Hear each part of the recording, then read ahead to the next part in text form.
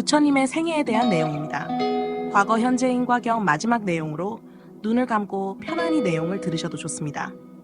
과거, 현재인 과경 제4권 송천축 구나발타라 한역 김달지님의 번역본을 현대적인 문체로 하여 듣기 쉽게 하였습니다.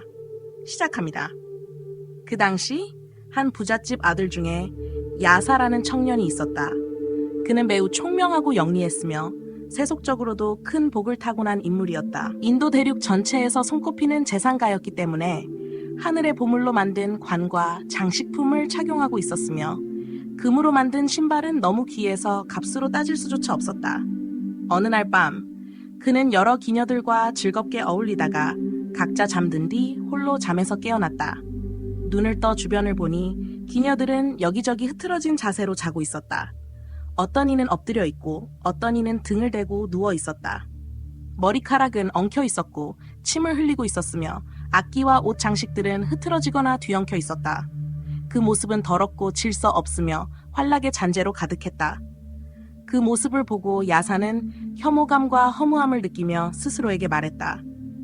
나는 지금 이 추하고 혼란스러운 곳에서 그것도 깨끗하다고 착각하며 살고 있었구나. 그렇게 깊은 자각에 빠져 있을 때 하늘에서 빛이 쏟아졌고 문이 저절로 열렸다. 야사는 그 빛을 따라 마음을 다잡고 녹야원 쪽으로 길을 떠났다. 항아인 겐지스강을 지나던 그는 가슴 속에서 터져나오는 감정을 참지 못하고 외쳤다. 괴롭구나. 허망하구나. 그 소리를 들은 부처님은 이렇게 말씀하셨다. 야사야, 이리 오너라. 내가 곧 너를 고통에서 벗어나게 할 방법을 말해주겠다. 야사는 그 음성을 듣고 즉시 신던 금신발을 벗어버렸다. 그 신발은 연부제 전체에 맞먹는 가치가 있었다. 그러나 그는 미련 없이 그것을 버리고 강을 건넜다. 그는 부처님 앞에 이르렀다. 부처님은 32가지 복된 신체 특징과 80가지 장엄한 모습을 갖추고 있었고 그의 얼굴은 아름다움과 성스러움이 완전히 어우러져 있었다. 야사는 그 모습에 마음 깊이 감동하여 기뻐하며 감격에 겨워 뛰어다니다가 이내 부처님의 발 앞에 엎드려 절하며 말했다. 세존이시여, 제발 저를 구제해 주십시오. 부처님이 말씀하셨다. 참 훌륭하구나. 착한 사람아. 잘 듣고 깊이 생각하여라. 열애는 각자의 근기에 맞춰 법을 설한다. 야사야, 이 세상에 존재하는 색수, 상, 행식, 즉 형상, 느낌, 생각, 의지는 모두 덧없고 고통스럽고 실체가 없으며 나라는 본질이 없다. 이 점을 너는 알고 있는가? 이 말을 들은 야사는 즉시 모든 집착을 내려놓고 마음속에 오염된 생각들을 깨끗이 비우게 되었다. 그는 법의 눈이라 불리는 깊은 통찰을 얻었다. 부처님께서 다시 한번 4가지 성스러운 진리인 고집 멸도를 설하자 야사의 번뇌는 전부 사라졌고 마음은 평화롭고 자유로워졌다. 그는 아라한, 즉 번뇌가 끊긴 해탈자의 경지에 도달했다. 그는 부처님께 이렇게 말했다. 세존이시여, 색수, 상, 행식은 진실로 덧없고 고통스럽고 실체 없으며 나라고 할 것이 없습니다. 그러자 부처님은 아직도 야사가 몸에 금은 보화를 착용하고 있는 것을 보시고 다음과 같은 개송을 납부셨다. 설사 집에서 살고 보석으로 몸을 꾸미고 있다 하더라도 오감인 눈, 귀, 코, 혀, 몸을 잘 다스리고 5가지 욕망인 재물, 색욕, 명예, 음식, 잠의 실증을 낸다면 그는 진정한 출가자다. 반대로 들판에 살며 헐벗고 검소하게 살고 있다 하더라도 마음속에서 여전히 욕망을 탐한다면 그는 진짜 출가자가 아니다. 모든 선한 행위와 악한 행위는 다 마음에서 비롯되며 진정한 출가는 바로 이 마음을 근본으로 삼는다. 이 개송을 들은 야사는 깊은 깨달음을 얻고 스스로 생각했다. 세존께서 이 말씀을 하신 건 내가 아직도 몸에 7가지 보물을 지니고 있기 때문이구나. 이제 이 꾸밈을 다 벗어야겠다. 그리고 그는 부처님께 예배하고 말했다. 세존이시여, 부디 저의 출가를 허락해 주십시오. 부처님은 따뜻하게 말씀하셨다. 잘 왔구나, 비구야. 그 순간 야사의 머리카락과 수염은 저절로 떨어졌고 수행자의 옷이 그의 몸에 입혀졌다. 그는 곧 사문, 즉 출가 수행자가 되었다. 한편 다음날 아침이 되어 야사의 아버지가 아들을 찾았으나 어디 있는지 알 수 없었다. 그는 아들을 잃은 슬픔에 눈물을 흘리며 강가를 따라 헤매다가 결국 야사가 벗어둔 보석 신발을 발견했다. 아들이 이 길을 따라 떠났구나. 그는 발자국을 따라가다가 부처님이 계신 곳에 다다르게 되었다. 이때 부처님은 야사의 아버지가 아들을 만나면 크게 슬퍼하거나 심하면 생명까지 위태로울 것을 아시고 신통력으로 야사의 모습을 감추셨다. 야사의 아버지는 부처님 앞에 나아가 절을 올리고 공손히 옆에 앉았다. 그러자 부처님이 그에게 말씀하셨다. 선남자여, 이 세상 모든 색수 상행식은 덧없고 괴로움이며 실체가 없고 나라는 고정된 자아도 없습니다. 그대는 이를 알고 있는가? 그때 야사의 아버지는 부처님의 가르침을 듣고 즉시 모든 법에 대한 집착과 번뇌에서 벗어나 마음의 눈이 열리며 진리를 깨달았다. 그리고 부처님께 말씀드렸다. 세존이시여, 색수, 상, 행식은 참으로 무상하고 괴로우며 공하고 나라고 할 실체가 없습니다. 이때 부처님께서는 이미 그가 도의 자취를 보게 되었고 세속적인 은혜와 애정이 점차 열버지고 있음을 아셨다. 그래서 그에게 물으셨다. 그대는 어떤 이유로 여기까지 오게 되었는가? 야사의 아버지는 이렇게 대답했다. 저에게 아들 하나가 있는데 이름은 야사입니다. 어젯밤 갑자기 사라져버려서 오늘 아침 찾으러 나섰고 항아에서 그의 보배 신발을 발견하여 그 발자국을 따라오다 보니 여기까지 오게 되었습니다. 그러자 부처님께서는 자신의 신통력을 거두어 들이셨고 야사의 아버지는 마침내 야사의 모습을 볼 수 있게 되었다. 아버지는 아들을 보고 크게 기뻐하며 말했다. 장하다, 야사야. 네가 이런 선택을 했다는 것이 정말 반갑구나. 너는 스스로를 구제했을 뿐 아니라 다른 사람까지 인도할 수 있는 사람이 되었구나. 네가 여기 있었기 때문에 나도 도의 길을 볼 수 있게 되었구나. 그리고 그는 부처님께 나아가 삼기일을 받았다. 이렇게 연부제 안에서는 처음으로 이 장자가 제가 불자가 되어 삼보에게 공양을 올리게 된 것이다. 그때 야사와 가까운 친구로 50명의 장자의 아들들이 있었는데 부처님께서 세상에 오셨다는 소식과 야사가 이미 출가하여 수행하고 있다는 이야기를 들었다. 이들은 저마다 마음속으로 생각하였다. 이 세상에 더없이 높고 위대한 분이 계시구나. 야사는 원래 총명하고 말도 잘하고 재주도 뛰어났는데 그런 그가 세속의 부귀와 오욕락을 버리고 출가하여 수행자가 되었구나. 우리도 이제 더 이상 세속의 미련을 둘 이유가 무엇이랴. 우리 역시 출가하자. 그들은 함께 부처님의 계신 곳으로 향했다. 아직 도착하기도 전에 멀리서 열애의 모습이 너무나 특별하고 밝은 광채가 퍼져나오는 것을 보고 그들의 마음은 큰 환희로 가득 찼다. 몸과 마음이 맑고 시원해지며 공경심이 더욱 깊어졌다. 곧 부처님께 나아가 합장하고 예를 올린 뒤 땅에 엎드려 발에 예배했다. 이 50명의 장자의 아들들은 전생부터 수행과 공덕의 씨앗을 많이 쌓았기에 총명하고 뛰어난 자질을 지니고 있었고 그래서 부처님께서는 그들의 성품에 맞게 법을 설해 주셨다. 선남자들이여, 색수, 상, 행, 식은 무상하고 괴롭고 공하고 나라고 할 실체가 없다는 사실을 너희는 알고 있는가? 부처님의 이 말씀을 들은 이들은 그 즉시 모든 집착을 버리고 마음이 청정해져 진리의 눈이 열리게 되었다. 그리고 부처님께 말씀드렸다. 세존이시여, 색수, 상, 행, 식은 진실로 무상하고 괴롭고 공하며 자아가 없습니다. 원하옵건대 저희들이 출가하여 수행할 수 있도록 허락해 주십시오. 부처님께서는 말씀하셨다. 잘 왔다, 비구들이여. 그러자 그들의 수염과 머리카락이 저절로 떨어지고 가사가 입혀지면서 곧바로 출가 사문이 되었다. 그때 부처님께서는 이들을 위해 4가지 성스러운 진리인 사성제를 널리 설해 주셨고 이 50명의 비구들은 그 자리에서 번뇌가 모두 사라지고 마음이 자유로워져 아라한의 경지를 성취하게 되었다. 이로써 비로소 아라한이 56명에 이르게 되었다. 그때 부처님께서는 비구들에게 말씀하셨다. 너희는 이미 마땅히 할 일을 다 마쳤다. 이제 세상의 중생을 위한 가장 큰 복밭이 될 수 있다. 그러니 각자 지방으로 흩어져 중생을 가르치고 인도하되 자비심으로 그들을 구제하도록 하라. 나 또한 마가다국의 왕사성으로 가서 그곳 사람들을 제도하겠다. 비구들은 부처님께 대답했다. 그리하겠습니다, 세존이시여. 그들은 부처님의 발에 엎드려 예배하고 각자 자신의 옷과 바루를 챙겨 작별 인사를 한 뒤 전도를 위해 길을 떠났다. 그때 세존께서는 마음속으로 이렇게 생각하셨다. 지금 내가 어떤 중생을 제도해야 하늘과 인간 모두에게 널리 이로울 수 있을까? 마가다국에 있는 우르빈라 가섭 형제 3사람이 있구나. 그들은 신선의 도를 수행하며 왕과 백성들로부터 모두 귀의받고 있고 지혜롭고 총명하여 도를 깨닫기에 적합한 자들이지만 교만하여 쉽게 굴복하지 않을 성품이니 내가 직접 가서 그들을 제도하고 해탈에 이르게 해야겠다. 이렇게 생각을 마치자 부처님은 즉시 바라나시를 출발해 마가다국으로 향하셨다. 해가 저물 무렵 우루빈라 가섭이 머무는 곳에 도착하셨다. 그때 가섭은 멀리서 열애의 장엄한 모습을 보고 마음속 깊이 감동하며 말했다.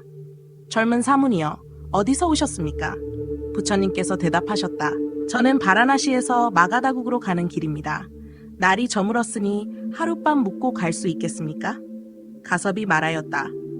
묵고 가시는 것 자체를 반대하지는 않습니다. 하지만 다른 방들은 이미 제자들이 머물고 있습니다. 다만 깨끗한 석실 하나가 있긴 한데 제가 섬기는 불의 도구들이 모두 그 안에 있습니다. 조용한 장소이긴 하지만 그 안에는 성질이 흉악한 나쁜 용이 살고 있어서 사문을 해칠까 걱정이 됩니다. 그러자 부처님께서 말씀하셨다. 나쁜 용이 있다 하더라도 석실을 빌려주시기만 하십시오. 가섭은 다시 말했다. 그 용은 성미가 매우 포악합니다. 분명히 사문을 해칠 것입니다. 방을 드릴 수 없는 것은 아까워서가 아닙니다. 부처님께서 거듭 말씀하셨다. 빌려주시기만 하십시오. 저는 괜찮습니다. 어떤 애도 입지 않을 것입니다. 가섭은 마침내 이렇게 말했다. 그렇다면 머무르시려는 대로 하십시오. 부처님께서는 좋습니다라고 하시고는 그날 저녁 석실에 들어가 결가부자로 앉아 깊은 산매에 드셨다. 그때 석실에 있던 나쁜 용은 점차 마음속에 독을 품고 온몸에서 독연기를 내뿜기 시작했다. 이에 세존께서는 불광산매에 들어가셨다. 용은 이에 대항하듯 불을 토해 하늘을 찌를 듯한 화염으로 석실 전체를 불태웠다. 가섭의 제자들은 이 불길을 먼저 보고는 급히 가섭에게 달려가 알렸다. 그 젊은 사무는 총명하고 단정했는데 지금 석실에서 그 용이 불길에 휩싸였습니다. 가섭은 깜짝 놀라 일어나서 석실 쪽을 바라보고는 마음속으로 걱정과 연민을 느꼈다. 그는 제자들에게 명령하여 급히 물을 길어 부었으나 불길은 꺼지지 않고 오히려 더욱 거세졌다. 석실은 그 불에 녹아 사라져버렸다. 하지만 그 안에 계셨던 세존은 조금도 움직이지 않으셨고 표정도 태연하셨다. 부처님께서는 그 사나운 동용을 굴복시키고 더 이상 해치지 못하게 하셨으며 삼기일을 주고는 그 용을 바로 안에 넣어두셨다. 날이 밝자 가섭과 제자들은 부처님께 나아가 조심스럽게 물었다. 그 무시무시한 용의 불길 속에서 상처는 없으십니까? 사실 어제 석실을 빌려드리기 망설인 이유가 바로 이 때문이었습니다. 부처님께서 말씀하셨다. 내 마음이 깨끗하였기 때문에 외부의 재앙에 해를 입지 않았습니다. 그 동룡은 지금 이 바로 안에 있습니다.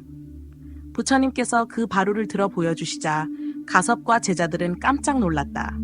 젊은 사문이 불에 타지 않은 것은 물론 그 흉악한 용을 제압하여 바루 속에 담아두었다는 사실에 모두 탐복하고 찬양하였다.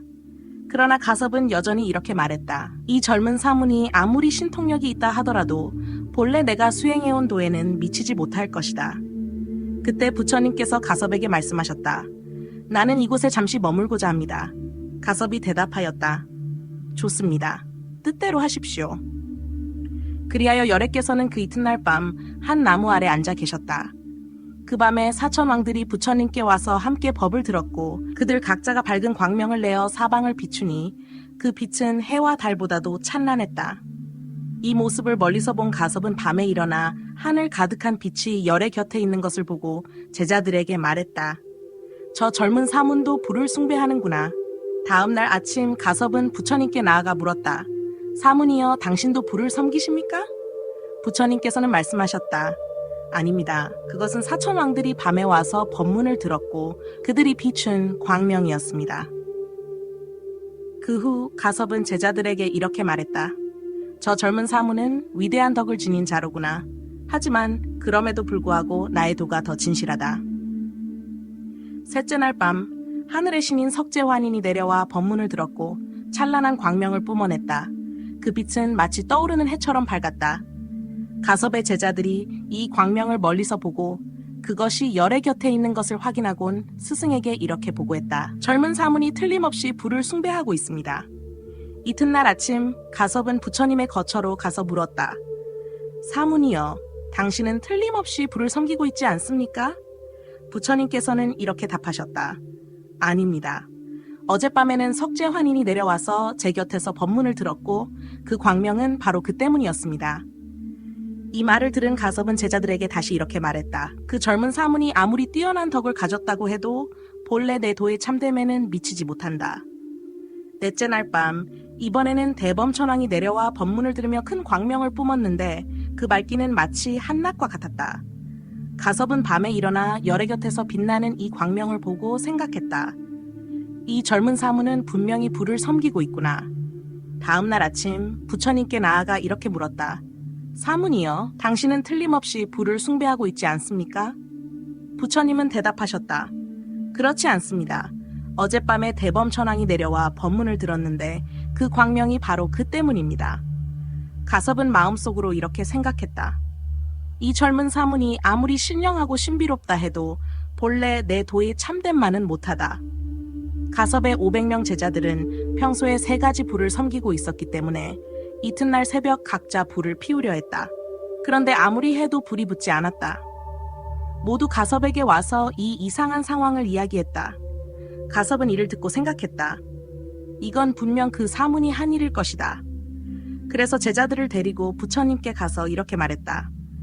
저희 제자들은 평소처럼 3가지 불에 공양하려 했습니다. 그런데 오늘 아침에는 아무도 불을 붙일 수 없었습니다. 부처님께서 말씀하셨다. 돌아가십시오. 불은 저절로 타오를 것입니다. 가섭이 돌아가 보니 과연 불이 저절로 타고 있었다. 이를 보고 가섭은 다시 생각했다. 그 젊은 사문이 아무리 신령스럽고 신비롭다 해도 본래 내 도의 참됨에는 못 미친다.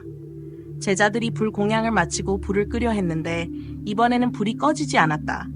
또다시 모두 가섭에게 이 일을 보고했다. 가섭은 생각했다. 이것 또한 저 사문이 한 짓이리라.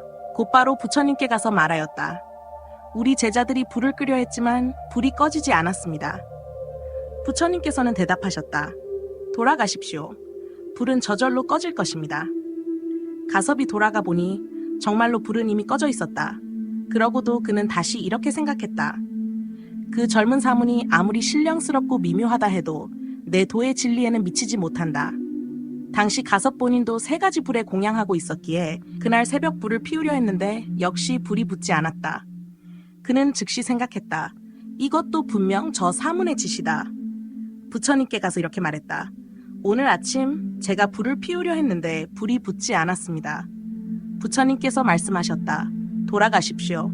불은 저절로 탈 것입니다. 가섭이 돌아가 보니 불이 이미 타고 있었다.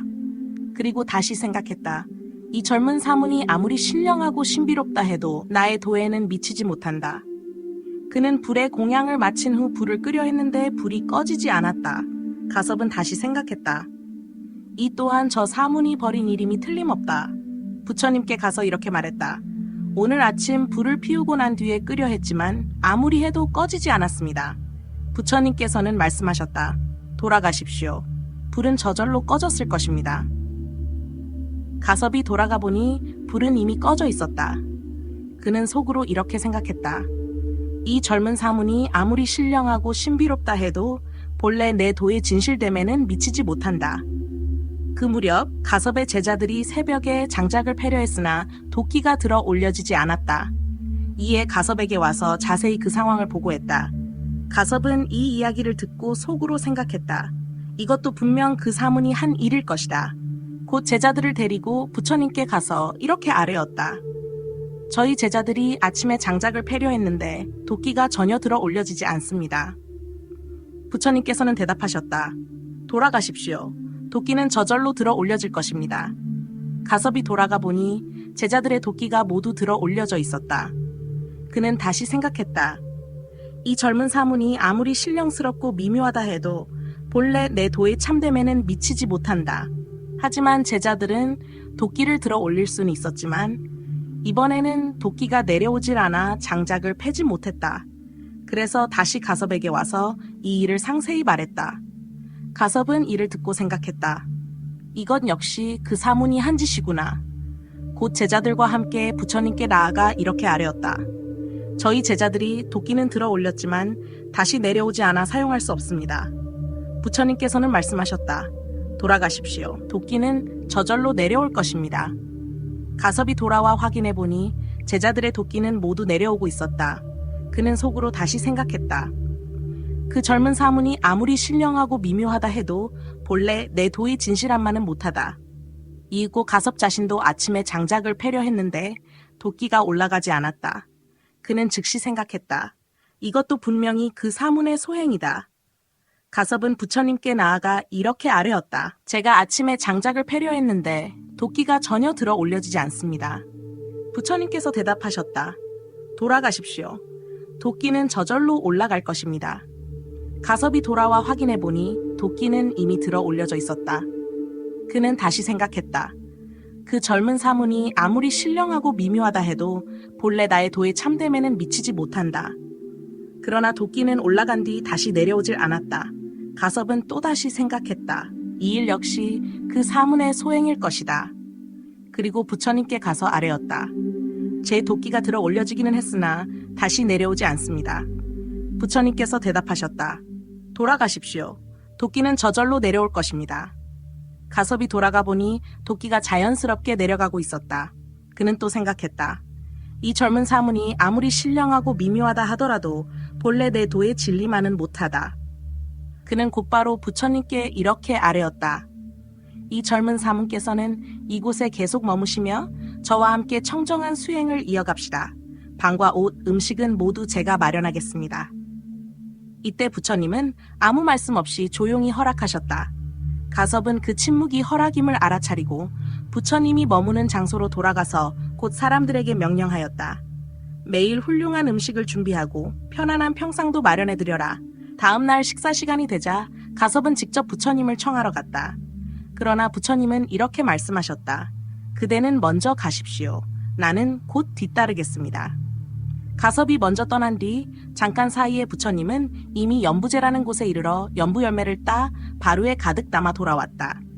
가섭이 도착하기도 전에 이미 부처님은 먼저 도착해 자리에 앉아 계셨다. 가섭은 그 모습을 보고 놀라 물었다. 젊은 사문이시여, 어떤 길을 통해 오셨기에 먼저 도착하셨습니까? 부처님은 바루 안에 연부 열매를 보여주시며 말씀하셨다. 이 열매를 알고 계십니까? 가섭은 대답했다. 이런 과일은 본 적이 없습니다. 부처님께서 설명하셨다. 여기서 남쪽으로 수만 요자나 떨어진 곳에 하나의 대륙이 있고 그곳에는 연부라는 나무가 있습니다. 그 나무로 인해 그 땅을 연부제라고 부릅니다. 지금 이 바루 안에 있는 열매가 바로 그 연부나무의 열매입니다. 방금 그곳에 다녀와 이 열매를 가져왔습니다. 향도 좋고 맛도 뛰어나니 드셔보십시오. 이를 들은 가섭은 마음속으로 생각했다. 그 먼 거리를 이 사문은 잠깐 사이에 다녀왔구나. 그의 신통력과 변화를 보니 정말 빠르다. 하지만 그렇다 해도 나의 도의 참됨만은 이보다 더 깊다. 가섭은 준비한 여러 음식을 부처님께 올렸고 부처님은 곧 그 음식을 축복하고 기도하셨다. 바라문들의 수행 가운데서는 불을 모시고 섬기는 일이 가장 으뜸이다. 모든 물의 흐름 중에서는 큰 바다가 가장 으뜸이다. 하늘의 모든 별들 중에서는 달빛이 가장 빛나며 모든 광명 중에서는 태양의 밝음이 가장 뛰어나다. 모든 공덕의 밭 가운데에서는 부처님의 복밭이 가장 뛰어나다. 만약 큰 과보를 원한다면 부처님께 공양 드려야 한다. 부처님은 식사를 마치신 뒤 다시 거처로 돌아가 바루를 씻고 양치한 후 나무 아래 앉아 계셨다. 다음 날 식사 시간이 되어 가섭이 다시 부처님을 청하러 갔을 때 부처님께서는 말씀하셨다. 그대는 먼저 가십시오. 나는 곧 뒤따르겠습니다. 가섭이 떠나자마자 아주 짧은 시간 안에 부처님은 불바제라는 곳에 도착하여 암마라 열매를 따서 바루에 가득 채우고 돌아오셨다. 가섭이 도착하기도 전에 부처님은 이미 그곳에 먼저 와 앉아 계셨다. 가섭은 그 모습을 보고 깜짝 놀라 여쭈었다. 젊은 사문께서는 어떤 길로 오셨기에 저보다 먼저 도착하셨습니까? 부처님은 바루 안에 암마라 열매를 보여주시며 물으셨다. 이 과일을 본 적이 있으십니까? 가섭이 대답했다. 이런 과일은 처음 봅니다. 부처님께서 말씀하셨다. 여기서 동쪽으로 수만 요자나 떨어진 불바제에서 이 과일을 따왔습니다. 이 과일의 이름은 암마라입니다. 매우 향기롭고 맛이 뛰어나니 드셔보십시오. 가섭은 속으로 생각했다. 그 먼 거리를 이 사무는 잠시 사이에 다녀왔구나. 그의 신통력은 실로 놀랍다. 하지만 그럼에도 불구하고 나의 도의 진실함에는 여전히 미치지 못한다. 가섭이 여러 가지 음식을 올리자 부처님은 곧 축원을 하셨다. 다시 읊어진 개송. 바라문들의 수행 가운데서는 불을 모시는 일이 가장 으뜸이고 온갖 물의 흐름 중에서는 큰 바다가 으뜸이다. 하늘의 별들 중에서는 달빛이 으뜸이고 광명 중에서는 태양의 빛이 으뜸이다. 모든 복받 가운데서는 부처님의 복받이 가장 뛰어나다. 큰 공덕을 원한다면 부처님께 공양 드려야 한다. 부처님은 식사를 마치신 후 거처로 돌아가 바루를 씻고 양치한 뒤 나무 아래 앉아 계셨다. 다음 날 다시 식사 시간이 되어 가섭이 부처님을 청하러 가자 부처님은 말씀하셨다. 당신은 먼저 가십시오. 나는 곧 뒤따르겠습니다. 가섭이 떠나자마자 부처님은 즉시 구단이라는 지역에 도착하여 하리룩 열매를 따서 바루에 가득 채우고 돌아오셨다. 가섭이 도착하기도 전에 부처님은 이미 먼저 자리에 앉아 계셨다. 가섭이 뒤늦게 도착해 부처님이 이미 와 계신 것을 보고 여쭈었다. 젊은 사문께서는 어떤 길로 오셨기에 저보다 먼저 도착하셨습니까? 부처님은 바루 안에 하리륵 열매를 보여주시며 말씀하셨다. 이 과일을 알고 계십니까? 가섭이 대답했다. 처음 보는 과일입니다. 부처님께서 설명하셨다. 여기서 서쪽으로 수만 요자나 떨어진 구단이라는 곳에 가서 이 열매를 따왔습니다. 이 과일의 이름은 하리륵입니다. 향도 좋고 맛도 뛰어나니 드셔보십시오. 가섭은 마음속으로 생각했다. 그 먼 길을 이 사무는 잠깐 사이에 다녀왔구나. 그 신통력은 실로 놀랍다. 하지만 그럼에도 불구하고 내 도의 진실함에는 여전히 미치지 못한다. 가섭은 다시 여러 음식을 내어놓았고 부처님은 그 음식에 축원을 하셨다. 되풀이되는 개송. 바라문 수행의 으뜸은 불을 섬김에 있고 모든 물의 흐름 중 큰 바다가 으뜸이다. 별들 가운데 달빛이, 광명 가운데 태양이 으뜸이며 모든 복받 가운데 부처님의 복받이 으뜸이다. 진정 큰 공덕을 바란다면 부처님께 공양 드려야 한다. 부처님은 식사를 마치신 뒤 거처로 돌아가 바루를 씻고 양치하신 후 다시 나무 아래 조용히 앉아 계셨다. 다음날 식사 시간이 되어 가섭이 다시 부처님을 청하러 가자 부처님께서는 말씀하셨다. 당신은 먼저 가십시오. 나는 곧 뒤따르겠습니다. 가섭이 떠나자마자 잠깐 사이에 세종께서는 울단월이라는 먼 곳에 도착하셨고 그곳에서 자연적으로 지어진 뱃살밥을 바루에 가득 담아 다시 돌아오셨다. 가섭이 아직 도착하지도 않았는데 부처님은 이미 먼저 도착하여 자리에 앉아 계셨다. 가섭은 그 모습을 보고 깜짝 놀라 여쭈었다. 젊은 사문께서는 도대체 어떤 길로 오셨기에 저보다 먼저 도착하셨습니까? 부처님은 바루 안에 뱃살밥을 가섭에게 보여주시며 물으셨다. 이 밥을 본 적이 있습니까? 가섭이 대답했다. 이런 밥은 처음 봅니다. 부처님께서 설명하셨다. 여기서 북쪽으로 수만 요자나 떨어진 울단월이라는 곳에 다녀왔습니다. 그곳에서 자연스럽게 생긴 뱃살밥을 가져온 것입니다. 향도 좋고 맛도 뛰어납니다. 자, 드십시오. 가섭은 속으로 생각했다. 그 먼 거리를 이 젊은 사무는 잠깐 사이에 다녀왔구나. 신통력이 실로 헤아릴 수 없지만 그럼에도 불구하고 그의 도는 나의 참된 도에 미치지 못한다. 이윽고 가섭이 여러 음식을 내놓자 부처님은 곧 그 음식에 축원을 하셨다. 바라문 수행 중 으뜸은 불을 받들어 섬기는 것이며 모든 물의 흐름 중 으뜸은 큰 바다이다. 별들 가운데서는 달빛이 으뜸이며 광명 중에서는 해의 빛이 가장 뛰어나다. 복받 중의 으뜸은 부처님의 복받이니 큰 과보를 원한다면 부처님께 공양 드려야 한다. 식사를 마치신 부처님은 거처로 돌아가 바루를 씻고 양치하신 뒤 다시 나무 아래에 조용히 앉아 계셨다.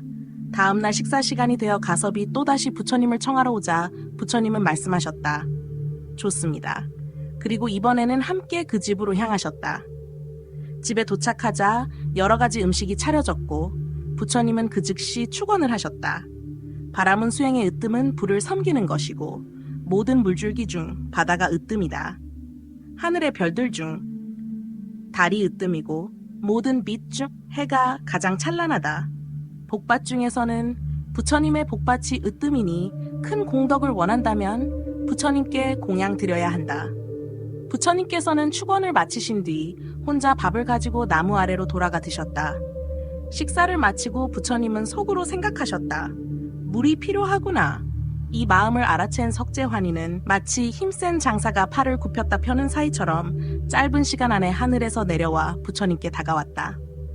그는 땅에 엎드려 발에 예를 올린 뒤 손으로 땅을 가리켜 연못 하나를 만들었다. 그 연못의 물은 매우 맑았고 8가지 공덕을 모두 갖춘 물이었다. 부처님께서는 그 물로 손을 씻고 양치질을 하신 후 석재환인을 위해 여러 가지 법문을 설하셨다. 석재환인은 그 법을 듣고 매우 기뻐하며 하늘로 돌아가 자신의 궁전으로 홀연히 사라졌다. 그 무렵 가섭은 점심을 마친 뒤 숲속을 거닐고 있었다. 그러다 문득 생각했다. 그 젊은 사문이 오늘은 밥을 받아 나무 아래로 갔었지. 나도 한번 가보아야겠다. 그리하여 곧장 부처님께 향했는데 그곳에서 그는 놀라운 광경을 목격했다. 크고 맑은 연못이 갑자기 생겨나 있었던 것이다. 그 물은 맑고 깨끗했으며 8가지 공덕을 갖춘 신성한 물이었다. 가섭은 놀라며 부처님께 여쭈었다. 이곳에 어찌하여 이런 연못이 갑자기 생긴 것입니까? 부처님께서는 대답하셨다. 오늘 아침 그대에게 공양을 받은 뒤 이곳으로 돌아와 식사를 마쳤습니다.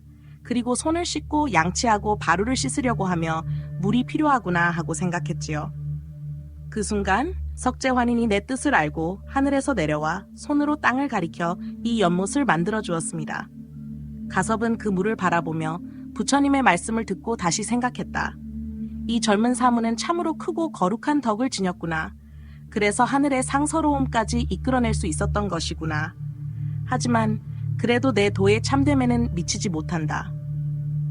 어느 날 세종께서 숲속을 거닐고 계시다가 쓰레기 더미 속에서 여러 해가 지난 해진 배 조각들을 발견하셨다. 그것을 주워 빨아 쓰시려 하시며 속으로 생각하셨다. 빨래하려면 돌이 필요하구나. 그 순간 석재환인이 그 뜻을 알아차리고 마치 장사가 팔을 굽혔다 폈다 할 만큼 짧은 시간 안에 향산으로 가서 네모난 돌을 가져왔다. 그 돌을 나무 사이에 놓고 부처님께 아뢰었다. 이 돌 위에서 빨래를 하십시오. 그러자 부처님은 다시 속으로 생각하셨다. 이제는 빨래할 물이 있어야겠구나. 석재환인은 다시 향산에 올라가 큰 돌로 만든 통에 깨끗한 물을 담아 네모난 돌 옆에 놓아두었다. 그는 자신의 역할을 다하고 홀연히 사라져 하늘의 궁전으로 돌아갔다. 부처님은 빨래를 마치신 뒤 나무 아래 돌아와 조용히 앉아 계셨다. 그 무렵 가섭이 부처님을 찾아와 나무 사이에 네모난 돌과 큰 돌로 된 물통이 있는 것을 보고 놀랐다. 그는 속으로 생각했다. 도대체 이 숲속에 이런 물건들이 어떻게 생긴 거지? 그는 마음속에 놀라움과 의문을 안고 부처님께 여쭈었다. 젊은 사문이여, 이 숲속에 있는 이 돌과 물통은 어디서 온 것입니까? 부처님은 대답하셨다. 조금 전 내가 숲을 거닐다 해진 배를 주워 빨래하려고 생각했지요. 이런 것이 필요하구나 하고 마음먹었더니 석재환인이 내 뜻을 알아차리고 향산에서 가져다 준 것입니다. 가섭은 이 말을 듣고 전에 없던 일이라 감탄하며 생각했다. 이 젊은 사문은 참으로 크고 거룩한 신통력을 지녔구나. 하늘 존재들까지 감응하게 하다니. 하지만 그럼에도 불구하고 그의 도는 본래 나의 참된 도에는 미치지 못한다. 또 다른 날 세종께서는 땅을 향해 가리키며 만들어진 연못으로 들어가 직접 목욕을 하셨다. 목욕을 마치신 뒤 생각하셨다. 이제 나가야 하는데 잡고 나갈 것이 없구나. 그때 연못 위에는 가라가라는 이름의 나무가 무성히 가지를 뻗고 있었는데 그 나무에 깃든 나무의 신령이 그 뜻을 알아차리고 나뭇가지를 아래로 눌러 부처님이 그 가지를 잡고 물에서 나올 수 있도록 도와주었다. 부처님 그렇게 물에서 나와 다시 나무 아래에 앉으셨다. 잠시 후 가섭이 부처님을 찾아왔다. 그는 갑자기 가지가 휘어지고 드리워진 나무를 보고 이상히 여겨 부처님께 물었다. 이 나무의 가지는 왜 이렇게 굽어져 있습니까? 부처님은 대답하셨다. 내가 조금 전에 연못에서 목욕을 하고 나가려 했을 때 잡을 것이 없어 곤란했는데 이 나무의 신령이 감응하여 나를 위해 가지를 휘게 했습니다. 가섭은 그 나뭇가지와 부처님의 설명을 듣고 또다시 전례 없는 일이라 찬탄하며 속으로 생각했다. 이 젊은 사무는 정말로 크고도 거룩한 덕을 지녔구나. 심지어 나무의 신까지 감흥하게 하다니. 그렇다 하더라도 나의 도의 참됨에는 여전히 미치지 못한다. 가섭은 그 후 다시 생각하였다. 내일이면 마갈제국의 국왕과 신하들, 백성들, 바라문과 장자, 그리고 거사들이 이곳에 모여 일주일 동안 집회를 가질 것이다. 그런데 저 젊은 사문이 여기 있으면 그의 준수한 모습과 신통 위엄을 보고 사람들이 모두 그를 따르게 될 것이다. 나를 버리고 그를 섬길 것이 뻔하다. 그가 이 일주일 동안은 내 처소에 오지 않도록 해야겠다. 부처님은 가섭의 이 뜻을 알아차리시고 곧 북쪽의 울단월로 가셔서 7낮과 7밤을 그곳에 머무르시며 일절 모습을 드러내지 않으셨다. 일주일이 지나고 집회가 끝나자 국왕과 사람들이 돌아갔다. 그제서야 가섭은 기뻐하며 생각했다. 저 젊은 사문이 이래 동안 나를 찾아오지 않았구나. 정말 잘한 일이다. 남은 공양 음식도 있으니 지금쯤 오면 딱 좋겠구나. 그 순간 부처님은 그 마음을 알아차리시고 우타라쿠르에서 마치 장사가 팔을 굽혔다 펴듯 순식간에 가섭 앞에 나타나셨다. 가섭은 갑자기 열애를 보고 크게 놀라고 기뻐하며 부처님께 물었다. 이 일주일 동안 도대체 어디에 계셨습니까? 우리는 서로 만나지 못했지요. 부처님께서 대답하셨다. 당신은 마갈제국의 왕과 신하, 백성, 바라문, 장자, 거사들이 일주일 동안 당신을 찾아올 것이라 생각하고 나는 그를 만나고 싶지 않다고 했지요. 그래서 나는 당신을 피하여 울단월로 간 것입니다. 이제 당신이 그가 오기를 바란다고 생각하니 그 뜻을 따라 이렇게 왔습니다. 가섭은 부처님의 말씀을 듣고 크게 놀라며 온몸에 소름이 돋았다. 그는 속으로 생각했다.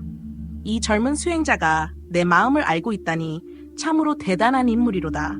하지만 아무리 그래도 내 수행의 진정성만은 그보다 뛰어나다. 그로부터 며칠 후 세조는 다시 생각했다. 우르빌라 가섭의 수행 성숙도가 점점 깊어지고 있으니 지금이야말로 그를 제도할 적기이다. 부처님은 곧 니련서나 강가로 가셨다. 그때 악마왕이 나타나 부처님께 말했다. 세존이시여, 지금이 바로 열반하실 때입니다. 이미 구제할 이들은 모두 해탈하였으니 이제 모든 것을 마무리하시고 열반에 드시기 바랍니다. 악마왕은 이렇게 3차례나 요청했지만 세조는 단호하게 대답했다. 아직 때가 아니다.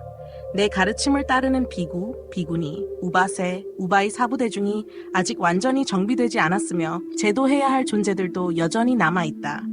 외도들도 아직 항복받지 않았다. 그렇기에 지금은 열반할 때가 아니다. 3차례의 답을 들은 악마왕은 깊이 낙담하며 하늘의 궁전으로 돌아갔다. 부처님은 강물로 들어가면서 신통력으로 물을 양쪽으로 가르고 걸어 들어가셨다. 그가 발을 디딜 때마다 흙먼지가 일어났고 양쪽 물은 솟구쳐 올랐다. 가섭은 멀리서 이 장면을 보고는 부처님이 물에 빠지는 줄 알고 제자들과 함께 급히 배를 타고 물가로 왔다. 그런데 가까이 와서 보니 부처님이 걸어가시는 곳마다 흙먼지가 일어나는 것이 보였다. 그는 이 기이한 광경을 보며 놀라고 감탄했다. 이 젊은 수행자가 정말 놀라운 신통력을 가졌구나. 하지만 내 수행의 참됨에는 미치지 못할 것이다. 가섭은 배에 탄 채로 부처님께 여쭈었다. 사문이시여, 저희 배에 타시겠습니까? 부처님은 대답하셨다. 좋습니다. 그렇게 하겠습니다. 그러자 부처님은 다시 신통력을 사용해 배 바닥을 뚫고 들어와 안에 가부좌로 앉으셨다.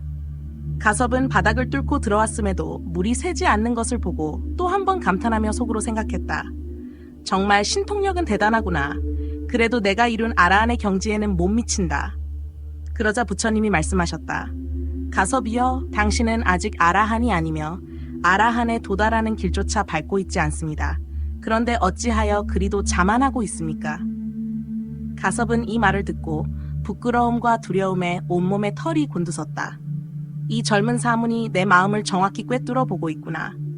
그는 곧 부처님께 고개 숙여 말했다. 그렇습니다, 사문이시여.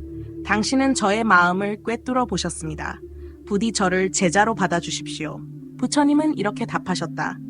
당신은 이미 120세의 고령이고 수많은 제자들과 따르는 이들이 있습니다.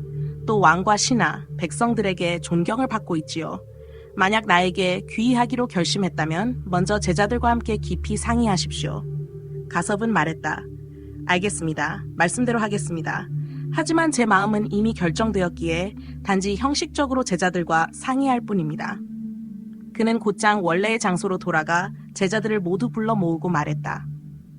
이 젊은 사문이 이곳에 머무는 동안 보여준 여러 신통과 변화는 매우 놀라웠다. 지혜는 깊고 원대하며 성품은 차분하고 평화롭다. 나는 이제 곧 이분께 귀의하려 한다. 너희 생각은 어떠하냐?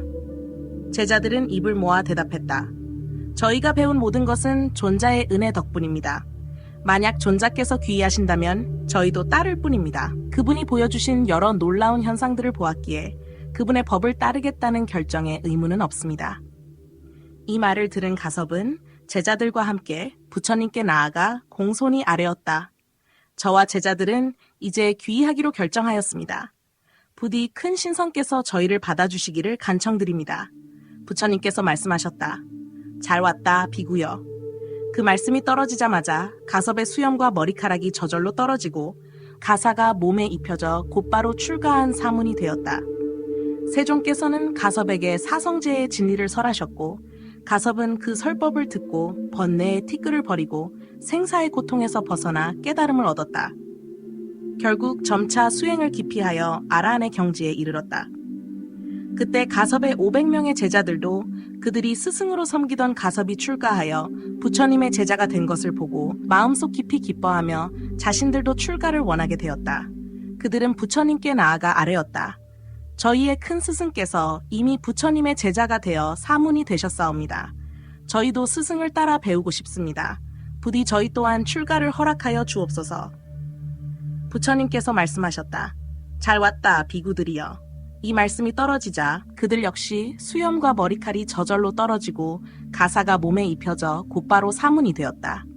이에 세종께서 다시 그들에게 사성제를 설하셨고 500명의 제자들은 번뇌의 때를 벗어 깨달음의 눈이 열렸으며 수다원인 초기 성자의 단계를 이루었다. 이후 점차 수행을 이어가 결국 모두가 아라한의 경지에 이르렀다. 그들은 그동안 숭배하던 불을 모시던 모든 제기와 도구들을 리련서나 강에 던져버리고 스승과 제자 모두 부처님을 따라 길을 떠났다. 한편 가섭에게는 2명의 동생이 있었는데 첫째는 나제 가섭, 둘째는 가야 가섭이라 했다. 두 사람은 형이 살던 곳의 하류에 살고 있었는데 어느 날 갑자기 자신들의 형과 제자들이 사용하던 불제구들이 강물을 따라 떠내려오는 것을 보고 크게 놀랐다. 형님에게 무슨 불길한 일이 생긴 것이 아닌가? 혹시 누군가에게 해를 입은 것은 아닐까? 두 아우는 급히 서로 만나 상의했다. 형님께 정말로 무슨 일이 생긴 것이 아닐까? 아니면 불을 섬기던 물건들이 이렇게 떠내려올 리가 없잖아. 마음이 불안하고 이상하니 당장 형님 계신 곳으로 가보자. 그들은 강물을 거슬러 올라가 형이 머물던 곳에 도착했지만 그곳은 이미 텅 비어 있었고 사람의 기척도 없었다. 마음속에 큰 슬픔과 불안이 몰려왔다. 형과 제자들이 어디로 갔는지도 알 수 없어 사방을 찾아다니다가 우연히 아는 사람을 만나 물었다. 우리 형님은 원래 신성 같은 분이셨고 성인이신데 어디에 계신지 아십니까? 그 사람은 대답했다. 당신의 형님과 제자들은 불을 섬기던 모든 도구를 버리고 지금은 모두 구담, 즉 부처님이 계신 곳에 가서 출가하여 수행 중입니다. 두 아우는 이 말을 듣고 깊은 충격과 괴로움을 느꼈다. 이전에 없던 일이라 믿기지 않았다. 어떻게 형님이 원래의 도를 버리고 다른 길을 따를 수 있단 말인가? 곧장 형이 있다는 곳으로 달려가 보니 형과 그 제자들이 모두 머리를 깎고 가사를 입은 모습이었다. 두 아우는 그 자리에 무릎을 꿇고 절을 하며 형에게 물었다. 형님은 본래 위대한 아라한으로 지혜롭고 총명하여 누구도 비견할 수 없었고 이름은 온 세상에 널리 알려져 모두에게 존경받으셨습니다. 그런데 어찌하여 스스로 원래의 도를 버리고 다른 일을 따르십니까? 이건 결코 가벼운 일이 아닙니다. 그러자 가섭은 동생들에게 이렇게 말했다. 나는 세존, 즉 부처님께서 자비와 지혜를 완전하게 이루신 분이심을 확인하였다. 그분께는 3가지 놀라운 점이 있다. 첫째는 신통력이며 둘째는 그 지혜가 맑고 명료하여 모든 법의 근본을 깨달으신 점, 셋째는 사람의 근기와 성향을 꿰뚫어보고 그에 맞게 법을 설하시는 능력이다. 좋습니다. 요청하신 대로 아래는 수정하지 않은 원문 그대로의 출력입니다. 이러한 이유로 나는 부처님께 기이하여 출가하게 되었다.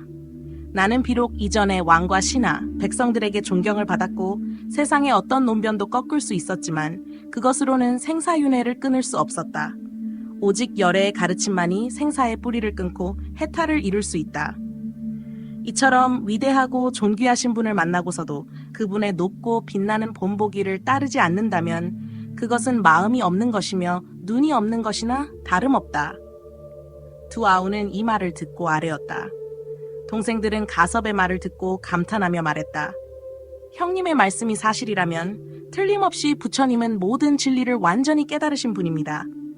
우리가 지금까지 알게 된 것, 깨달은 모든 것들도 결국 형님의 지도 덕분이었습니다. 그런 형님께서 이미 부처님의 제자가 되셨으니 우리도 형님을 따라 배우게 해주십시오. 곧 두 사람은 각자의 제자들에게 말했다. 나는 이제 큰 형님처럼 부처님의 가르침 아래 출가하여 도를 배우고자 한다. 너희들은 어떻게 생각하느냐? 이에 제자들이 대답했다. 저희가 지금의 식견을 갖게 된 것은 모두 스승님의 가르침 덕분입니다. 스승님께서 부처님의 가르침을 따라 출가하시려 한다면 저희도 함께 따르겠습니다. 이리하여 나제 가섭과 가야 가섭은 각각 250명의 제자들을 데리고 부처님께 나아가 땅에 엎드려 절하며 부처님께 아뢰었다. 세존이시여, 부디 저희를 자비로 이끌어 주시어 구제해 주시기를 원합니다. 부처님께서 말씀하셨다. 잘 왔다 비구들이여. 그러자 그들의 수염과 머리카락이 저절로 떨어지고 가사가 입혀지면서 곧 사문이 되었다. 이어 나제 가섭과 가야 가섭은 다시 부처님께 아뢰었다. 저희의 제자들 또한 모두 부처님의 가르침을 따르며 출가하기를 원하오니 부디 그들을 자비로이 받아주시옵소서. 부처님께서 대답하셨다. 장하도다, 훌륭하도다. 그리고 다시 말씀하셨다. 잘 왔다, 비구들이여. 그러자 그들의 수염과 머리칼도 저절로 떨어지고 가사가 입혀지며 제자들 모두가 출가한 사문이 되었다. 이때 부처님께서는 나제 가섭, 가야 가섭과 그들의 제자들을 위해 위대한 신통력을 보이셨고 그들의 마음에 맞춰 설법하시며 이렇게 말씀하셨다. 비구들아, 알아야 하느니라. 이 세상은 탐욕과 성냄과 어리석음이라는 맹렬한 불길에 타고 있고 그로 인해 고통받고 있다. 너희는 과거에 섬기던 세 가지 물리적 불은 잘 끊어냈지만 지금도 몸에는 탐진치라는 세 가지 독이 불이 남아있으니 그 불도 반드시 꺼야 할 것이다. 이 설법을 들은 비구들은 세속의 티끌을 멀리하고 번뇌를 여의어 법에 대한 눈이 맑고 밝게 열렸다. 세존께서 이어 사성제의 진리를 널리 설하시자 그들은 모두 아라한의 경지를 이루었다. 이때 부처님께서는 마음속으로 생각하셨다. 빈비사라 왕이 예전에 나에게 다짐하길 만약 도를 이루게 되시면 제일 먼저 저를 제도해 주십시오라 하였는데 지금이야말로 그 약속을 실현할 때이다. 이제 그를 찾아가 원을 이루게 해줘야겠다. 그리하여 부처님께서는 가섭 삼형제와 1000명의 비구들과 함께 왕사성으로 향해 빈비사라 왕을 찾아 나아가셨다. 한편 빈비사라 왕은 과거에 우루빈나 가섭에게 공양을 올렸던 적이 있어 가섭과 그의 제자들을 이미 알고 있었는데 지금 그들 모두가 사문이 된 것을 보게 되었다. 이 사실을 전해 들은 왕과 신하들은 크게 놀라고 의아해했지만 아무 말도 하지 않았다. 그러나 백성들은 이 소문을 듣고 서로 말하였다. 우루빈나 가섭은 지혜가 깊고 나이가 많으며 이미 아라한이 된 사람이다. 그런 그가 어찌해서 구담, 즉 부처님의 제자가 되었겠는가? 아마도 실제로는 사문구담이 오히려 가섭의 제자가 된 것일 것이다. 이어서 더 출력해드릴까요? 부처님께서 왕사성에 점차 가까워지자 장림이라는 숲에 머무셨다. 그때 우루빈나 가섭은 평소 자신의 심부름을 하던 사람을 왕에게 보내어 이렇게 전하게 했다. 나는 이제 부처님의 가르침 안에서 출가하여 수행하고 있으며 지금 부처님을 따라 장림에 와 있습니다. 대왕께서는 먼저 부처님께 예를 갖추고 공양을 올리셔야 하겠습니다. 왕은 이 전가를 듣고 우루빈나 가섭이 정말로 부처님의 제자가 되었다는 사실을 확신하였다. 곧 명령을 내려 수레를 준비하게 하고 여러 신하들과 바라문, 백성들을 데리고 부처님께 나아가 장림 바깥에 도착했다. 왕은 수레에서 내려 의정과 장식들을 모두 물리고 직접 걸어서 부처님 앞으로 나아갔다. 이때 하늘에서 소리가 들려와 왕에게 말했다. 열애께서는 지금 이 숲속에 계십니다. 그분은 천상관 상과 인 중에서 가장 뛰어난 복의 근원, 최고의 공경 대상이십니다. 대왕은 반드시 그분께 예를 다하고 공양을 올려야 하며 또한 나라 안의 모든 백성들에게 널리 알려 모두가 열애께 공양하게 하셔야 합니다. 왕은 하늘에서 들려온 음성을 듣고 나서 마음 깊이 기뻐하며 더욱 감격에 겨워했다. 그는 즉시 숲속으로 나아갔고 멀리서 부처님의 위엄있고 장엄한 모습이 눈에 들어왔다. 또한 우루빈나 가섭 형제 셋과 그들의 제자들이 부처님을 중심으로 앞뒤에서 애워싸고 있는 광경을 보게 되었다. 그 모습은 마치 한가운데 떠있는 보름달이 수많은 별들 사이에 둘러싸인 듯하여 왕은 걸음을 옮길 때마다 기쁨에 벅차 어찌할 바를 몰랐다. 마침내 부처님께 이르자 왕은 땅에 엎드려 부처님의 발에 예배하며 말했다. 저는 마가다국의 왕이며 달의 후손이라 불리는 빈비사라입니다. 세종께서는 저를 기억하실지요? 부처님께서는 곧바로 말씀하셨다. 장하십니다. 대왕이여. 그러자 빈비사라 왕은 물러나 옆자리에 앉았다. 그 뒤를 이어 바라문과 대신들, 백성들도 모두 자리에 나와 정좌하였다. 세종께서는 모든 이들이 자리에 앉은 것을 보시고 맑고 자비로운 음성으로 빈비사라 왕에게 안부를 물으셨다. 대왕이시여, 4가지 요소는 평안하셨습니까? 백성을 다스리는 일에 고단함은 없으셨습니까? 왕은 예를 갖춰 대답하였다. 세존의 은혜 덕분에 다행히 평안하고 무사하였습니다.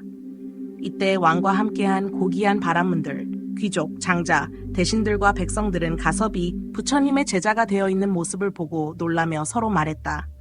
아, 열애께서는 참으로 위대한 신통력과 헤아릴 수 없는 지혜를 지니셨다. 그래서야말로 저런 인물을 굴복시켜 제자로 삼으실 수 있었구나. 하지만 또 다른 이들은 마음속으로 의문을 품었다. 우루빈나 가섭은 대단한 지혜를 지닌 분으로 널리 세상의 귀의와 존경을 받아온 분이다. 그런 분이 어째서 사문구담, 즉 부처님의 제자가 되었단 말인가? 이처럼 사람들의 마음에 의심이 있는 것을 부처님께서는 꿰뚫어 아시고 가섭에게 말씀하셨다. 가섭아, 이제 너의 신통력을 보여주어라. 그러자 가섭은 즉시 허공으로 올라갔다. 그는 공중에서 몸의 윗부분에서는 물을 뿜고 아랫부분에서는 불을 내뿜었다. 또다시 위로는 불을, 아래로는 물을 내보이기도 했으며 때로는 몸을 크게 하여 하늘을 가득 채우기도 하고 작게 줄이기도 하였다. 또한 한 몸을 나누어 셀 수 없이 많은 몸으로 변하게 하거나 땅속으로 사라졌다가 다시 솟구쳐 나오기도 했고 허공에서 걷고 서고 앉고 눕기도 하였다. 이 놀라운 광경을 본 대중은 모두 처음 보는 일이었기에 입을 모아 칭송하며 말했다. 진정한 대선인이로다. 이렇게 신통 변화를 보여준 후 가섭은 허공에서 내려와 부처님 앞에 다가가 땅에 엎드려 발에 예배하며 부처님께 말했다. 세존께서야말로 진정한 천상과 인간의 스승이십니다. 저는 이제 참으로 세존의 제자입니다. 이 말을 3번 반복하자 부처님께서 말씀하셨다. 그렇고 또 그렇다. 가섭아, 너는 나의 가르침 안에서 어떤 유익을 보았기에 불의 도구를 버리고 출가하였느냐? 이에 가섭은 개송으로 대답하였다. 저는 과거에 불을 섬기는 공덕으로 천상과 인간 세상에 태어나 오용락의 쾌락을 누렸습니다. 그러나 그렇게 쾌락을 쫓는 삶은 수레바퀴처럼 돌고 돌며 끊임없이 생사의 바다에 빠지게 하였고 그 속에서 허물과 고통을 똑똑히 보았습니다. 그래서 그것을 버렸습니다. 또 불을 섬긴 복으로 다시 인간과 천상에 태어났으나 그 삶은 오히려 탐욕과 분노와 어리석음을 더욱 키우는 길이었습니다. 그래서 저는 그것도 멀리했습니다. 또다시 불을 섬긴 복으로 미래의 생을 구했지만 이미 태어났다면 늙음과 병든과 죽음은 피할 수 없었습니다. 이러한 사실을 보고서 저는 불의 가르침을 버렸습니다. 세속에서는 재물을 모으고 고행을 수행하며 불을 섬기는 공덕으로 때로는 범천에 이르렀다 하여도 그 또한 해탈의 종착지는 아니었습니다. 이러한 연유로 저는 불섬김을 그만두었습니다. 하지만 제가 열애의 법을 보니 그곳에는 출생도, 늙음도, 병듦도, 죽음도 없었고 마침내 해탈에 이른 길이었습니다. 그래서 저는 출가하였습니다. 열애께서는 참으로 해탈하신 분이시며 하늘과 인간의 스승이 되셨습니다. 이러한 인연으로 저는 위대한 어른께 귀의한 것입니다. 열애께서는 큰 자비와 연민으로 온갖 방편을 보이시고 신통력을 펼치시며 저희들을 인도하셨습니다. 그런데 어찌 다시 불섬김의 법으로 돌아갈 수 있었겠습니까? 빈비사라 왕과 그가 함께한 모든 사람들은 우르빈라 가섭이 말한 개송을 듣고 마음속으로 크게 기뻐했습니다. 그들은 부처님께 깊은 존경과 신뢰를 느끼며 부처님이 모든 진리를 완전하게 깨달으셨음을 확신하게 되었습니다. 그들은 또한 가섭이 진정 부처님의 제자임을 확실히 알게 되었습니다. 그때 하늘에서는 꽃비가 내리고 아름다운 음악이 울려 퍼졌으며 하늘의 모든 존재들이 함께 소리쳐 말했습니다. 거룩하십니다. 우르빈라 가섭이여, 훌륭하게 이 개송을 말씀하셨습니다. 세존께서는 대중들의 마음이 더 이상 의심이 없음을 아시고 그들이 모두 깊은 이해에 이르렀음을 살펴보셨습니다. 그러자 부처님께서는 그들을 위해 법을 말씀하기 시작하셨습니다. 대왕이여, 알아두세요. 이 오음의 몸은 의식에서 비롯됩니다. 의식에 의해 뜻과 감각이 생기고 그로 인해 색깔이 나타납니다. 이 색깔은 태어나고 사라지며 결코 고정되지 않습니다. 대왕이시여, 만약 이렇게 몸을 자세히 살핀다면 몸이 무상하다는 것을 이해하게 될 것입니다. 몸을 바라보며 나와 내 것을 고집하지 않으면 이러한 집착을 벗어날 수 있습니다.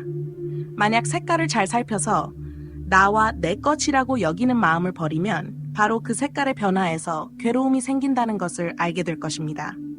색깔이 사라지면 그 괴로움도 사라집니다. 만약 사람이 이런 사실을 잘 살필 수 있다면 그것은 풀림이라 하고 그렇지 않으면 그것은 얽매임이라고 합니다. 법은 본래 나와 내 것이란 것이 없습니다. 그러나 잘못된 생각 때문에 나와 내 것이 있다고 생각하게 되는데 실제로 그런 법은 존재하지 않습니다. 만약 이 잘못된 생각을 끊을 수 있다면 그것이 바로 해탈입니다. 빈비사라 왕은 이 말을 듣고 마음속으로 이렇게 생각했습니다. 만약 중생들이 내가 있다고 말하는 것이 얽매임이라면 모든 중생들이 내가 없다고 말하면 과보를 받을 사람이 누구일까? 부처님께서는 왕의 생각을 이미 아시고 바로 답하셨습니다. 대왕이시여, 중생들이 행하는 선악과 그에 따른 과보는 모두 나로부터 발생하는 것이 아닙니다. 선과 악을 지어 과보를 받는 것은 단지 나라는 것이 원인도 받는 것도 아닙니다. 대왕이시여, 잘 들으세요. 선악의 과보는 감각기관과 경계, 그리고 지각의 인연으로 발생합니다. 이 세 가지가 합쳐져서 경계에 물뜸을 일으키면 여러 가지 생각이 생기고 그로 인해 태어남과 죽음이 반복되며 괴로움을 겪게 됩니다. 하지만 만약 경계가 물들지 않아서 그 생각들이 멈춘다면 그때는 해탈이 이루어집니다. 감각기관, 경계, 지각이 결합되어 선악을 지으며 과보를 받는 것이며 나라는 존재는 따로 있는 것이 아닙니다. 이를 예를 들면 불을 비비면 불이 생기지만 그 불은 손으로부터 나온 것이 아니라 손과 부싯돌이 만나서 생긴 것이기와 같다는 것입니다. 빈비사라 왕은 또다시 생각했습니다. 만약 감각기관, 경계, 지각이 합쳐져서 선악의 과보를 받는 것이라면 그 세 가지가 항상 합쳐져야 하고 절대로 떨어지거나 끊어지지 않아야 하는 것 아닐까? 부처님께서는 왕의 생각을 아시고 바로 대답하셨습니다. 감각기관, 경계, 지각은 항상 존재하지도 않고 또 절대 없어지지도 않습니다. 왜냐하면 그들이 결합되어 있기 때문에 없다고 할 수 없고 또 그것들이 떠나기 때문에 항상 있다고도 할 수 없습니다. 마치 땅에 물이 반응하여 씨앗이 자라면 그 씨앗은 이미 썩어 없어졌지만 그 싹과 잎이 나온 것이므로 그것을 항상 있다고 부를 수는 없고 씨앗이 썩었으므로 없다고 할 수도 없다는 것과 같습니다. 이와 같이 감각기관, 경계, 지각의 인연은 항상과 없음의 양극을 벗어난 중도를 따르는 것입니다. 빈비사라 왕은 이 법을 듣고 마음이 열려 뜻이 풀어졌습니다. 그는 모든 법에서 집착을 멀리하고 법의 진리를 깨닫게 되었습니다. 그의 법눈은 깨끗해졌고 왕과 함께 있던 8만 나유타의 바람은 대신 백성들 그리고 96만 나유타의 하늘들도 모두 법을 이해하며 법눈이 깨끗해졌습니다. 빈비사라 왕은 즉시 자리를 떠나 부처님의 발 앞에 무릎을 꿇고 합장한 뒤 부처님께 말했습니다. 세존 반갑습니다. 전윤성 왕의 자리를 포기하고 집을 떠나 도를 배워 모든 진리를 깨달으셨습니다. 예전에 저는 어리석게도 세존께서 작은 나라를 다스리게 하려고 만류했지만 이제 세존의 자비로운 얼굴을 뵙고 바른 법을 듣고 보니 그때의 잘못이 부끄러워지고 뉘우쳐집니다. 부디 세종께서는 제 참회를 받아주시고 제가 예전에 도를 얻으신 후 저를 제도해 주세요라고 한 소원을 오늘 이루었으니 이제부터는 세존과 비구들에게 공양을 드리며 부족함이 없게 하겠습니다. 또한 마갈 제국이 오랫동안 평안할 수 있도록 세종께서 대숲에 머무르시기를 바랍니다. 부처님께서는 대답하셨습니다. 잘했습니다, 대왕이여. 이제 3가지 견고하지 못한 법을 버리고 3가지 견고한 과보를 구하며 왕의 서원이 성취될 것입니다. 빈비사라 왕은 부처님께서 대숲에 머무시겠다고 하신 것을 알고 다시 한번 부처님 발 앞에 예배한 후 작별을 고하고 떠났습니다. 왕은 성으로 돌아가자마자 신하들에게 명령을 내려 대숲에 집을 짓게 했습니다. 그 집은 매우 장식적이고 화려하게 꾸며졌고 비단과 꽃, 향기가 가득한 곳으로 만들어졌습니다. 모든 준비를 마친 후 왕은 수레를 타고 부처님께 나아가 땅에 엎드려 예배한 뒤 부처님께 말했습니다. 대숲의 승가람이 준비되었으니 세종께서 비구들과 함께 이곳에 오셔서 거기 머무시기를 바랍니다. 그때 부처님께서는 비구들과 하늘의 무리들과 함께 왕사성에 들어가셨습니다. 부처님께서 문지방을 밟자 성 안의 악기들이 저절로 울리고 좁은 문은 넓어지며 문 아래는 높아지고 언덕은 평평해졌습니다. 더럽고 냄새나는 티끌은 저절로 깨끗해졌고 귀머거리는 듣게 되고 벙어리는 말을 하며 소경은 보게 되고 미치광이는 정상으로 돌아오고 곱사등이와 병든 자들은 모두 나았습니다. 또한 나무에는 꽃이 피고 썩은 풀은 살아나며 마른 못에는 물이 가득해지고 향기로운 바람이 맑게 불었습니다. 봉황, 공작, 물총새, 기러기, 원앙 등이 어지러이 날며 맑고 온화한 소리를 내었습니다. 이러한 여러 가지 상서로운 현상이 일어나면서 왕은 빈비사라 왕과 함께 대숲으로 가셨습니다. 그때 여러 하늘들은 공중에 가득 찼습니다. 빈비사라 왕은 손에 보배로운 병을 들고 향수를 담아 부처님께 나아가 말했습니다. 세존, 이제 이 대숲을 열애와 비구들에게 드리오니 부디 저를 가엾이 여기셔서 받아주십시오. 빈비사라 왕이 말을 마치고 물을 들이자 부처님은 잠자코 그것을 받으시고 곧 개송을 말씀하셨습니다. 만약 사람이 보시할 수 있으면 탐욕을 끊어 없애게 되고 어떤 사람이 인욕을 할 수 있으면 영원히 성냄을 여의게 되며 어떤 사람이 선을 지킬 수 있으면 어리석음을 멀리하게 되며 이 3가지 행을 잘 실천하면 빨리 열반에 이를 것이다. 혹시 가난한 사람이 있어서 재물을 보시할 수 없다 하더라도 다른 사람이 보시하는 모습을 보고 기뻐하며 마음을 내면 그 기뻐하는 마음의 과보로 보시한 것과 같아서 결코 다르지 않다. 이 말을 듣고 바라문 대신 그리고 왕성의 백성들은 왕이 열애에게 승가람을 보시하는 모습을 보고 기뻐하며 함께 그 마음을 내었습니다.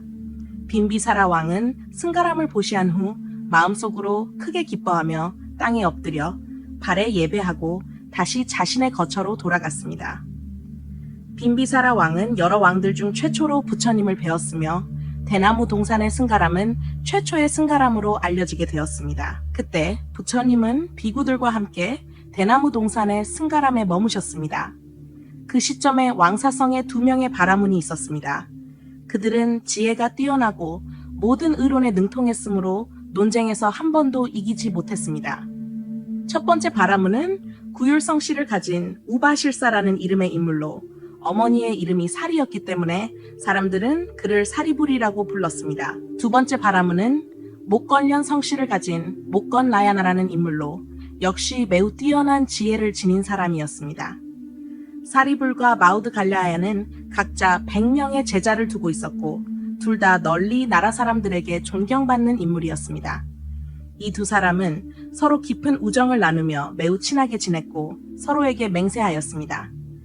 만약 먼저 미묘한 법을 들으면 반드시 서로에게 알려서 함께 깨우치자. 그때 아사바기 비구는 가사를 입고 바루를 들고 마을로 걸어가며 걸식을 했습니다. 모든 감각이 고요하고 그의 모습은 차분해서 길을 가던 사람들은 그를 보고 모두 공경의 마음을 품었습니다. 사리불은 길을 가다가 아사바기를 만났습니다. 아사바기의 차분한 모습과 고요한 감각에 사리불은 크게 기뻐하며 온몸이 뛰는 듯한 기쁨을 느꼈습니다. 그는 걸음을 멈추고 아사바기를 한참 동안 지켜본 후 물었습니다. 제가 보기에는 당신이 새로 출가한 것 같습니다.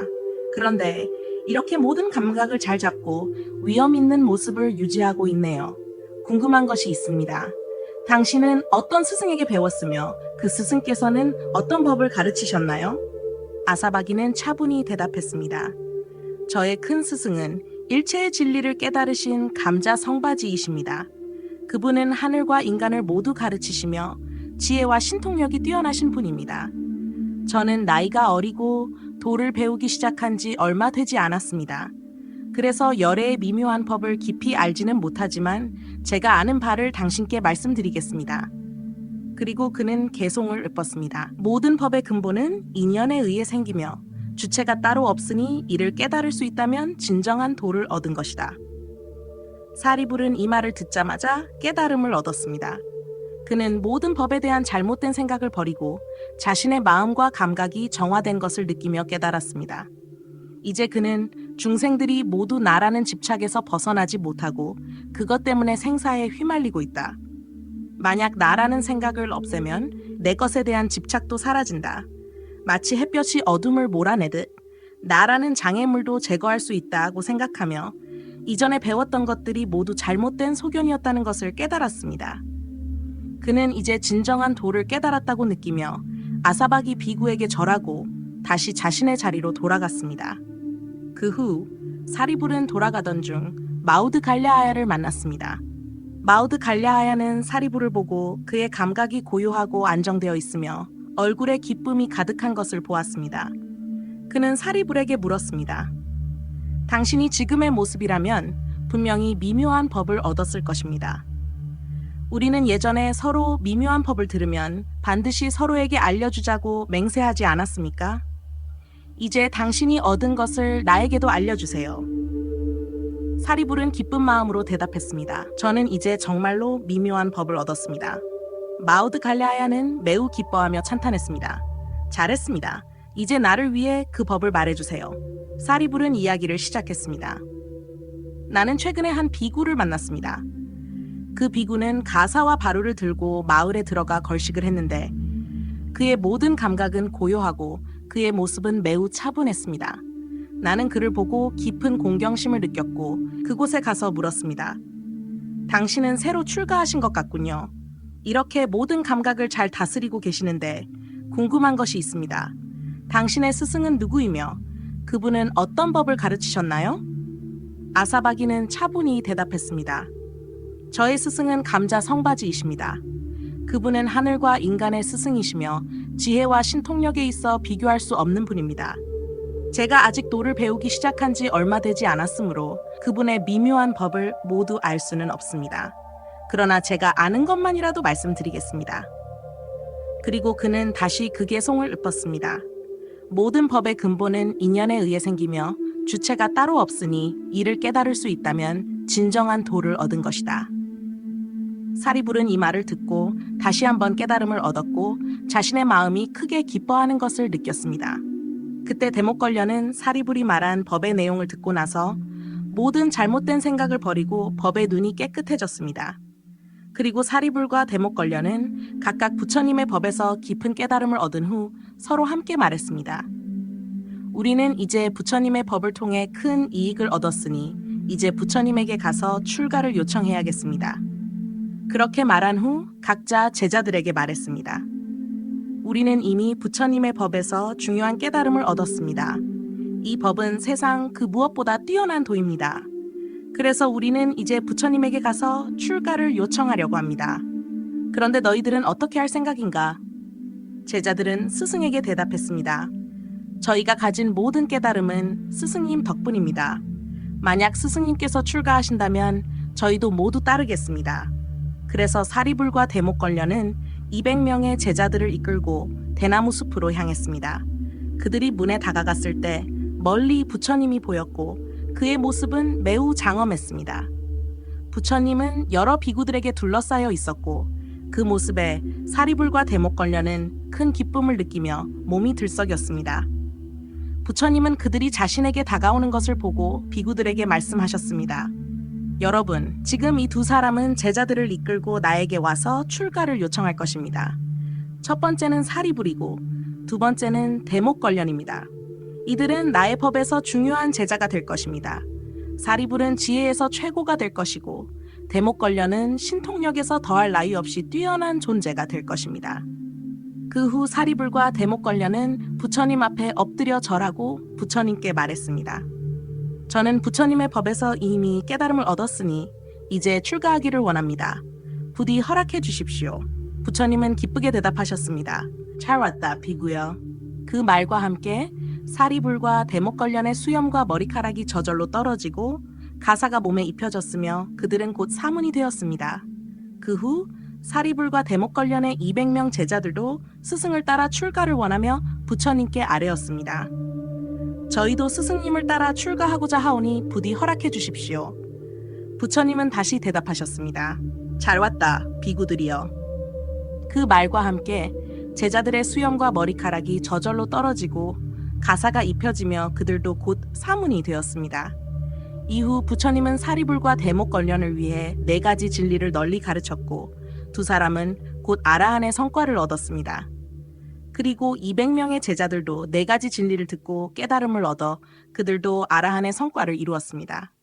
그 후 부처님은 1250명의 아라한 비구들과 함께 마가다국에서 중생들을 이롭게 하셨습니다. 여러 비구들 중에 대목걸련이라는 이름을 가진 이가 많았기 때문에 부처님은 그중 한 사람을 특별히 대목걸련이라 부르셨습니다. 그때 투라골차국에 가섭이라는 한 바라문이 있었습니다.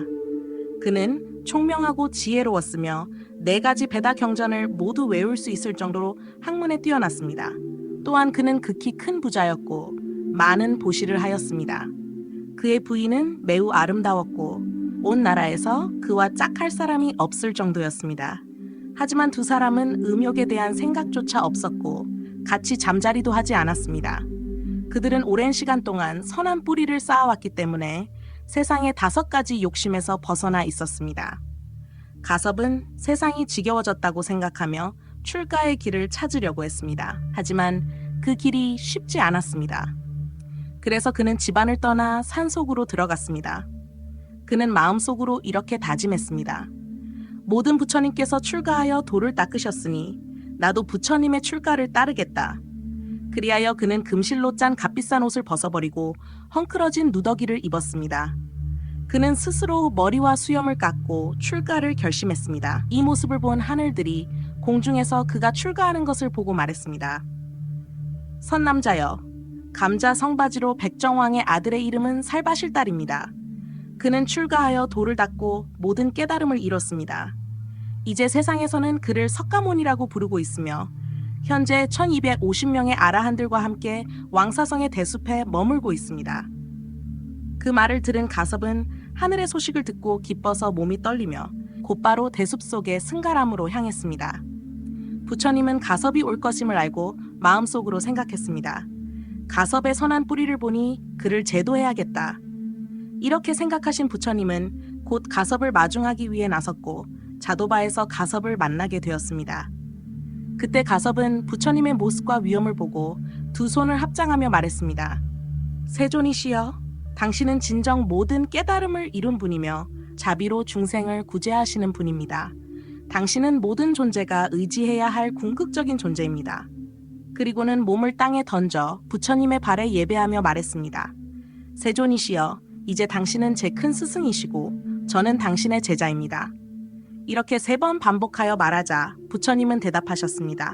그래, 가서봐. 나는 너의 스승이고 너는 내 제자이다.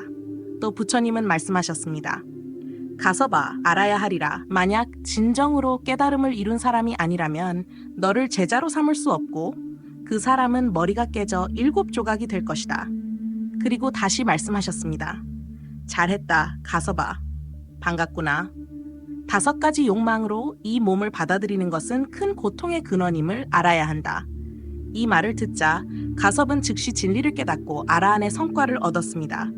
그 후 부처님은 가섭과 함께 대나무 숲으로 돌아가셨습니다. 가섭은 큰 덕과 지혜를 갖춘 분이었기 때문에 대가섭이라고 불리게 되었습니다. 그때 부처님은 여러 비구들에게 말씀하셨습니다.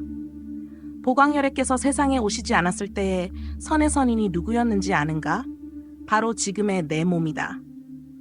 길을 가다가 만난 500명의 외도들과 함께 논의하고 기뻐했던 이들은 지금 이 모임에 우르빈라 가섭 형제와 그들의 천비구들이며 그들이 팔았던 꽃을 들었던 여인은 바로 야수다라이고 부처님 앞에서 땅을 쓸었던 사람은 바로 그 사람이다.